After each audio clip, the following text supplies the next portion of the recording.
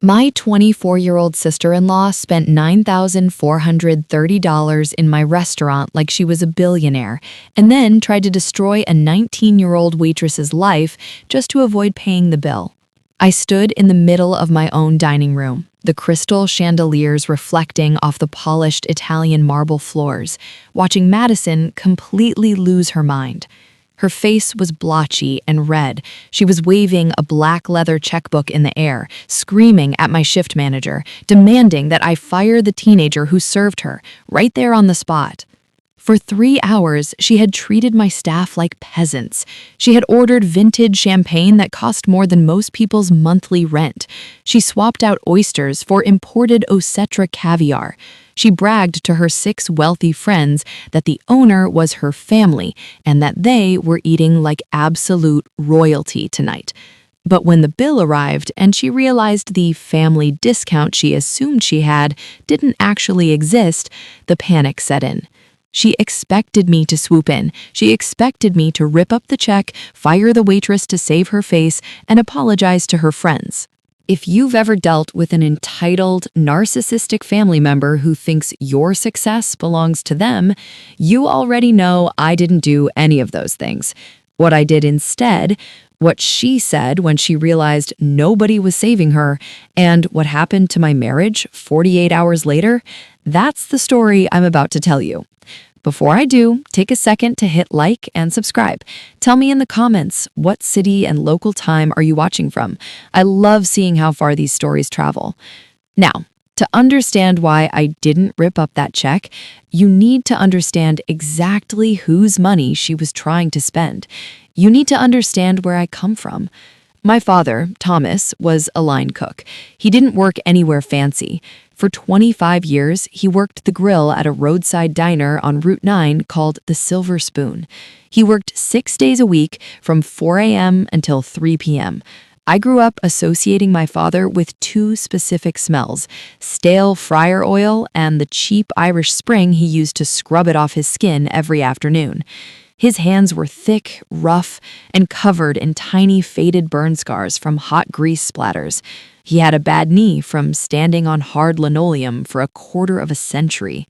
We lived in a 2-bedroom apartment where the heating barely worked in the winter, and my winter coat was usually from a thrift store. But my dad had a rule. Every Friday, when he brought home his tips, he would take out exactly 30%. He would walk into his bedroom, pull a large glass jar from the top shelf of his closet, and drop the cash in. That's for your escape route, Clara. He used to tell me, tapping the glass. That's your college, your business, whatever you want. You're not going to smell like French fries when you grow up. He died of a massive heart attack when I was 20 years old. He collapsed right there in the diner kitchen, wearing his stained white apron. The day after his funeral, I took that heavy glass jar down from his closet. I sat on my childhood bed and counted it.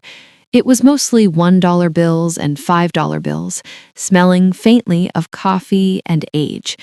Over 25 years, saving penny by penny, my father had accumulated $18,000.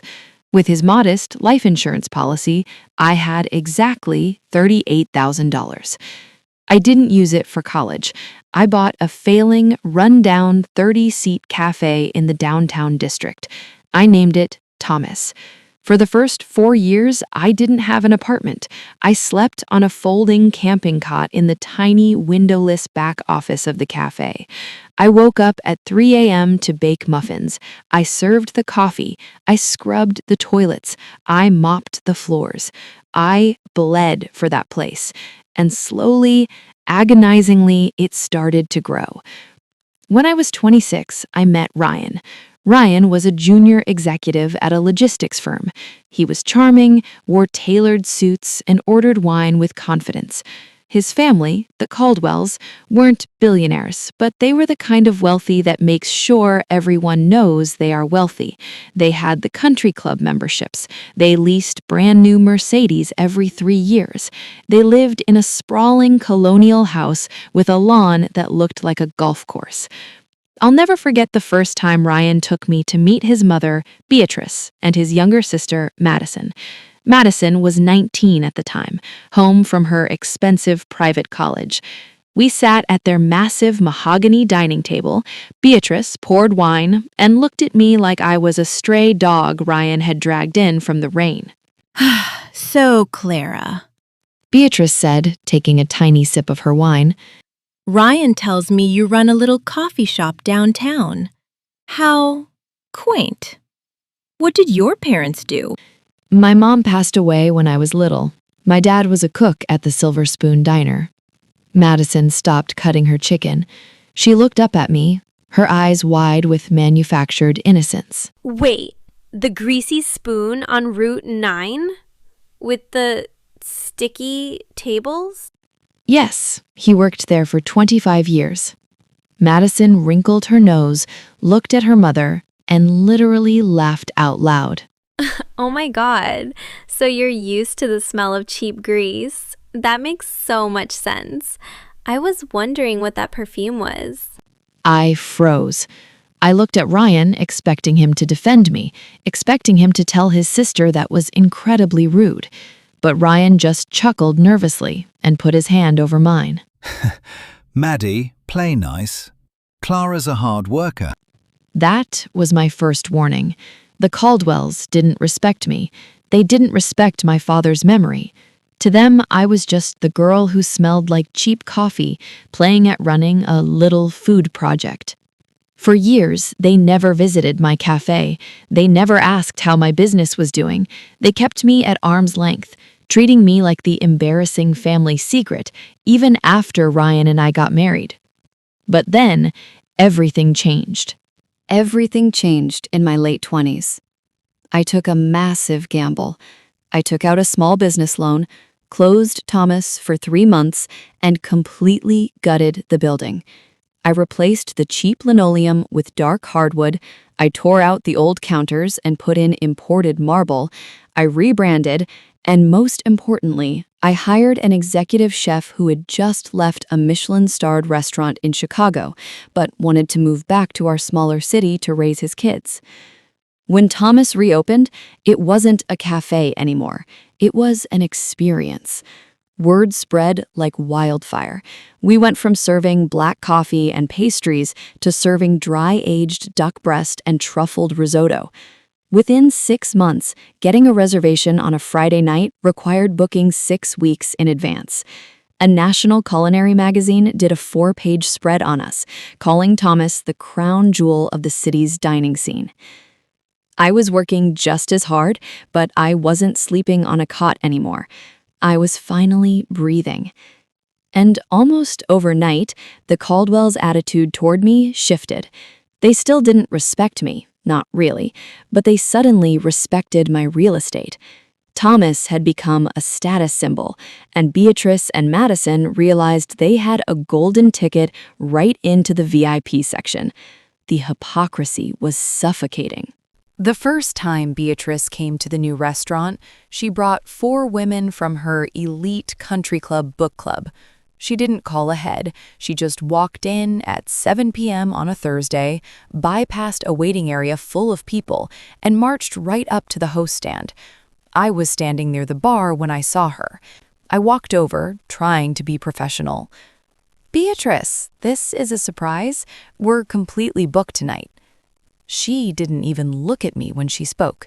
She looked at her friends, smiling a sickeningly sweet smile, playing the role of the proud mother-in-law. Oh, Clara, darling, don't be silly. These are the ladies from the club, and I've been telling them for weeks about our family's new restaurant. I told them my daughter-in-law would take excellent care of us. A table for 5, please, somewhere with good lighting. Our family's restaurant. The words made my stomach turn. This was the same woman who had refused to attend my grand opening because she had a tennis conflict. I looked at Ryan, who had walked in right behind them. He gave me that familiar, pleading look, the look that said, "Please, Clara, just make it easy." I caved. I asked a couple who was finishing their dessert if they wouldn't mind moving to the bar for complimentary cocktails so I could give Beatrice their table. It was unprofessional, and I hated myself for it. That night opened the floodgates. Suddenly, Madison was treating my life's work like her personal cafeteria. She would bring her college friends in on weekends, dropping my name at the door, demanding free appetizers.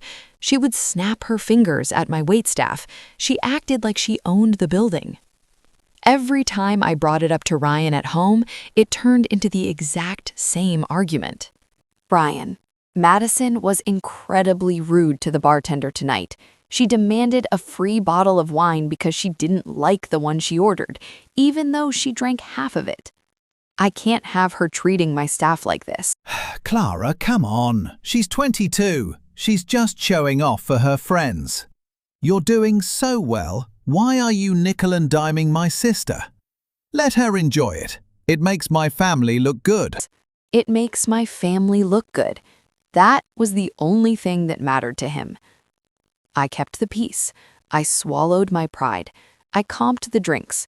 I forced my staff to smile through the disrespect, and I let the Caldwells use my father's legacy to stroke their own fragile egos. I thought that making sacrifices like that was just part of marriage. I thought if I was generous enough, eventually they would see my value. I was an idiot. Generosity doesn't cure entitlement, it just feeds it. The breaking point arrived 2 weeks before Madison's 25th birthday. I was in the kitchen, going over inventory with my chef, when my phone buzzed in my pocket. It was Madison. She didn't say hello. She didn't ask how I was doing. Clara, I need the private dining room on Friday the 14th at 8 p.m. It's my birthday dinner.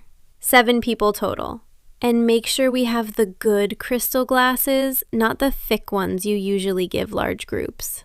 I pulled the reservation book toward me. The private dining room was our most exclusive space. It had a dedicated server, a customized menu, and a strict $1,500 minimum spend requirement.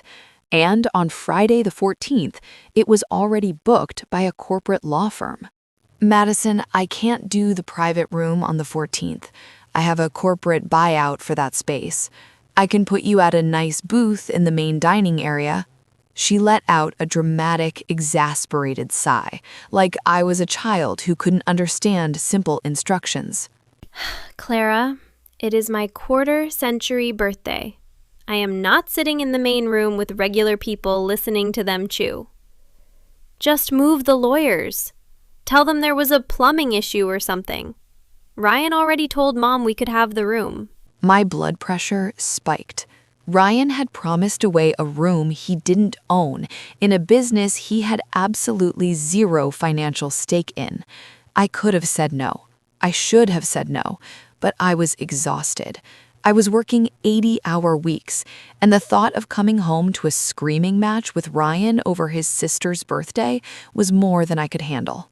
Fine, I'll move them. 8 o'clock. Great. Have a couple of bottles of champagne chilled before we sit down. She hung up. No thank you. No gratitude. I spent the next hour apologizing to a furious law firm, offering them massive discounts to move their dinner to the main floor just to accommodate a spoiled 24-year-old. I didn't know it then, but making that phone call was the biggest mistake of my professional career. Because when Friday the 14th finally arrived, Madison didn't just come to celebrate. She came to conquer. Friday night arrived. The restaurant was an absolute madhouse. Every single table in the main dining room was full. The air was thick with the smell of seared steaks, red wine, and expensive perfume. The kitchen was moving at light speed, ticket machines printing non-stop. At 8:15 p.m., 15 minutes late, Madison walked in with 6 of her sorority friends. They were loud. They were already slightly tipsy from pre-gaming somewhere else, and they walked through the packed waiting area as if everyone else was invisible. Madison was wearing a sequined dress that looked like it cost more than my first car. She bypassed the host stand entirely and led her entourage straight into the private dining room. I assigned Maya to their table. Maya was 19.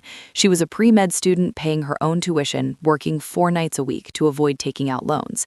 She was sweet, incredibly polite, and one of my most attentive servers. I thought a table of girls her own age would be an easy shift for her. I was wrong. 20 minutes in, Maya pulled me aside near the POS system. She looked stressed. She was nervously twisting her order pad in her hands. Clara, your sister-in-law just ordered 3 bottles of the Dom Perignon 2012, and she told me to bring the Grand Seafood Tower, but she wants me to replace all the oysters with imported Osetra caviar. I looked at the screen. 3 bottles of vintage Dom and custom caviar. That was $2,400 in the first 20 minutes. I wiped my hands on a towel. Let me go talk to her. I walked over to the private room. Through the glass doors, I could see Madison holding court. She was laughing loudly, gesturing with a bread knife while her friends looked around the room in absolute awe. I knocked twice and pushed the door open. The laughter stopped. Madison looked at me, her smile dropping instantly, clearly annoyed that I had interrupted her performance. "Hey, Madison. Happy birthday. Maya just showed me your first course order. We're happy to do the custom caviar tower for you, but I just want to make sure. Are you girls splitting the check tonight?" Madison scoffed. She looked around the table at her friends, rolling her eyes dramatically, performing for her audience. No. I'm hosting. Don't worry about the bill, Clara. Just tell your girl to bring the drinks faster. We're literally parched. "Are you sure, Madison? It's getting expensive." Excuse me? Are you seriously interrogating me about money right now? On my birthday? In front of my friends? Look, Clara, just bring the food. God, you don't need to act like a manager when you're talking to family. I stood there for 3 seconds. I looked at the 6 girls, staring at me with a mixture of pity and amusement. I looked at the sister-in-law, who had mocked my father's greasy hands, who had never lifted a finger to help me build this place, who honestly believed that because she shared a bloodline with my husband, my sweat and tears belonged to her. Right then, something inside me clicked off. It was like a circuit breaker flipping in my chest. The part of me that always tried to keep the peace, the part that wanted my in-laws to love me, it just died. Understood. Enjoy your night, ladies. I walked out of the room. I walked straight back to Maya, who was hovering near the bar, looking anxious. I leaned in close. "Maya, listen to me very carefully. Whatever she orders tonight, you bring it. Do not warn her about the prices. Do not hesitate. If she orders something off menu, you tell the kitchen to make it. And if she asks you about the cost, just smile." For the next 2 hours, it was an absolute feeding frenzy. Madison ordered 7 A5 Wagyu tomahawk steaks. They were $350 each. She ordered white truffles shaved over the macaroni and cheese. She treated Maya like garbage, snapping her manicured fingers in the air to get her attention, sending back a perfectly cooked steak because it was too brown, and loudly complaining to her friends about the incompetent help. At 10 p.m., Maya came back to the host stand. This time, she looked close to tears. Clara, she just ordered 2 bottles of Louis XIII cognac for a birthday toast, and the custom gold leaf cake from the pastry chef. I tried to subtly point to the price on the menu, but she snapped at me. She literally told me that price doesn't matter for VIPs. She is being so incredibly rude, Clara. I patted Maya's shoulder. I felt a surge of protective anger for this girl, but I knew we just had to wait a little longer. "I know, Maya. I'm so sorry. Just have a little patience with her, okay? Bring her exactly what she asked for, and when you print the final check, make sure the system adds the automatic 20% large party gratuity." By 10:30 p.m., the main dining room was starting to clear out. The dinner rush was over. My head was pounding. I walked over to my floor manager, David.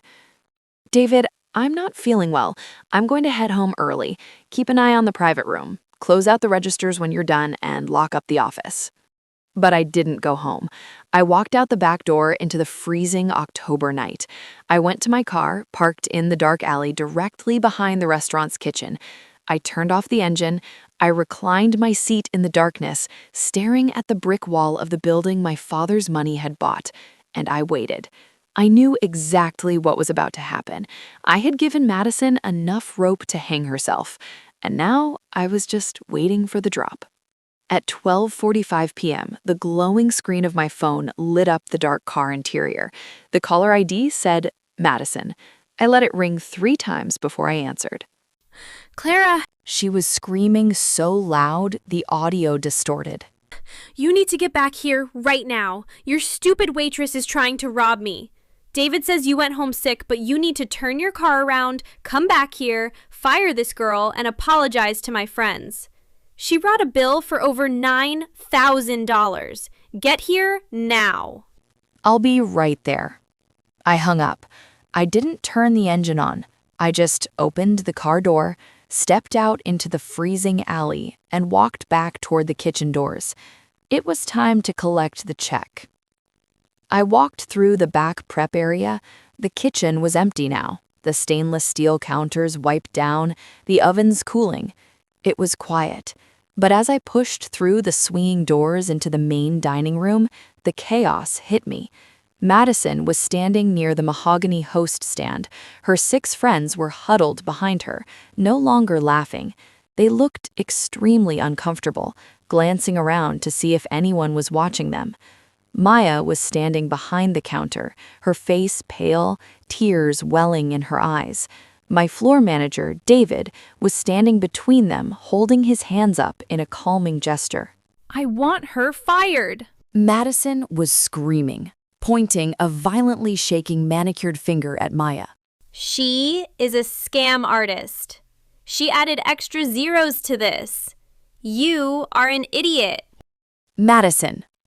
My voice wasn't loud, but it was sharp enough to cut through the room. Everyone froze. Madison spun around. When she saw me, a look of absolute relief washed over her face. She honestly believed her savior had arrived. Clara, finally. Your stupid waitress is trying to rob me. Look at this. She marched toward me and shoved the black leather checkbook into my chest. She put $9,000 on here. You need to fire her right now and comp this meal for the emotional distress she just caused me. I took the checkbook. I opened it slowly. I didn't look at Madison. I looked at the itemized receipt. 3 bottles of vintage Dom Perignon, 2 bottles of Louis XIII cognac, custom Ocetra caviar tower, 7 A5 Wagyu tomahawk steaks, white truffle supplements, a custom gold leaf cake. I closed the book and finally looked up at her. My expression was completely dead. Maya didn't make a mistake, Madison. The POS system is automated.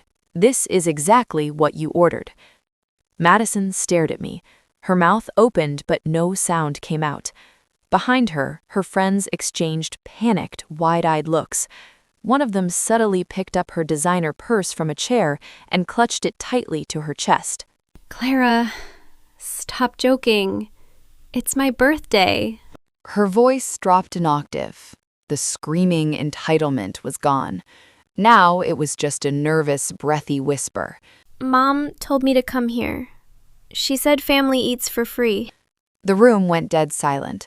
The only sound was the low hum of the wine refrigerators behind the bar. It wasn't an awkward silence.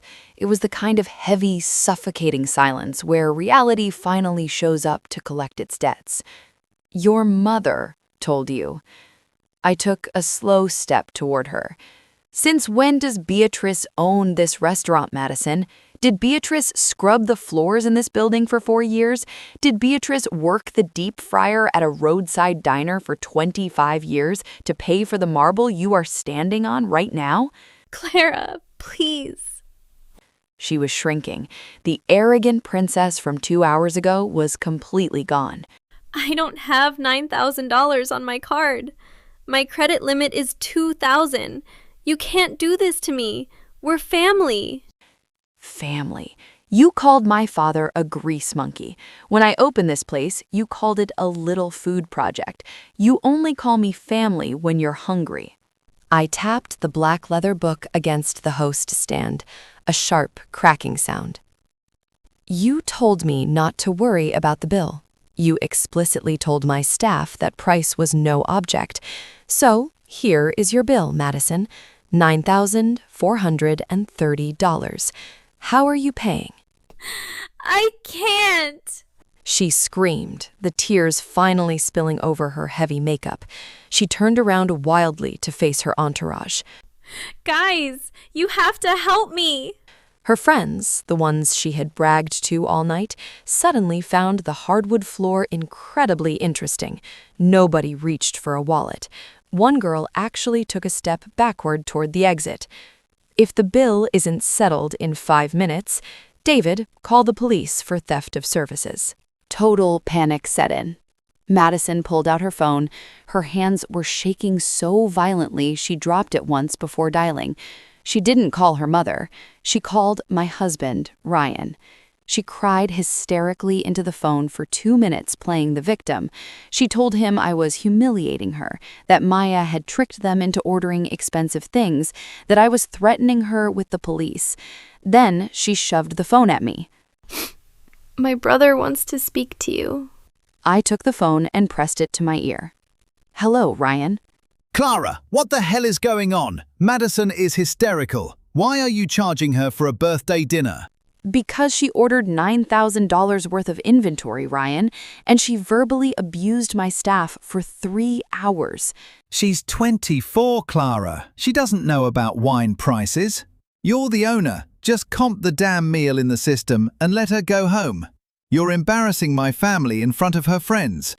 I closed my eyes. There it was, the absolute, unvarnished truth of my marriage. He wasn't weak. He was complicit. He didn't care about my business. He didn't care about the staff who relied on my paychecks. He certainly didn't care about the tip jar money my father bled for. He only cared about his family's image. Ryan, listen to me. If I comp this meal, the cost comes out of my bottom line. It comes out of the business my father built. You are asking me to burn my dead father's money to pay for your sister's caviar. Don't bring your dad into this, Clara. Just do what I'm asking you to do. Drop the check. We will talk about your attitude when you get home. Your attitude. I opened my eyes. I looked at Madison. I looked at David, who was holding the phone ready to dial 911. I'm not coming home, Ryan. I hung up the phone. I didn't hand it back to Madison. I dropped it on the host stand. Your brother can't save you over the phone. David, call the police. When the police arrived 10 minutes later, the reality of the situation finally hit. Madison's friends didn't stay to support her. They vanished into Ubers the second the red and blue lights flashed outside the front windows. Madison was detained in my back office, sobbing uncontrollably. 30 minutes later, Ryan burst through the front doors, with his mother, Beatrice, right behind him, wearing a trench coat over her silk pajamas. Ryan didn't ask if I was okay. He didn't ask what happened. He looked at the 2 police officers and then glared at me with pure hatred. Are you insane? Drop the charges right now, Clara. It's a family dinner. It's theft of services, sir, unless the bill is settled immediately. Beatrice started sobbing, covering her face. Ryan pulled out his wallet, his hands shaking with rage. He had to split the $9,430 bill, which included a mandatory $1,800 tip that went directly into Maya's pocket, across 3 different credit cards just to keep his sister out of handcuffs. When the final receipt printed, Ryan grabbed Madison by the arm. He looked at me one last time. Do not come home tonight. I wasn't planning to. I went to a hotel that night. The next morning, I didn't call him. I called my lawyer, because before we got married, when my restaurant was still just a little cafe that smelled like coffee and grease, I made Ryan sign a prenup. He had laughed at it back then. He said my little food project didn't need a legal shield. That little food project is mine, and he didn't get a single penny of it. I filed for divorce on Monday. It's been 6 months. The Caldwells still go to the same country club, they have the same smiles, they wear the same designer clothes, but now every single thing is on credit. They are drowning in debt to maintain an illusion of wealth they never really had. Madison hasn't shown her face anywhere downtown since that night. Here is the truth. Some people don't want to celebrate your success. They just want to consume it. They will mock your hustle and your dirty hands right up until you build a castle. Then they will show up at the gates expecting to be treated like royalty. Do not let them in. And if they force their way in, make sure you hand them the bill. My name is Clara. I smell like expensive truffles and hard work. And I have never been prouder of the man who gave me my start. If you've ever had to cut off toxic family members who only wanted to use you, type table for one in the comments. And if you made it this far, hit subscribe. The next story is already waiting.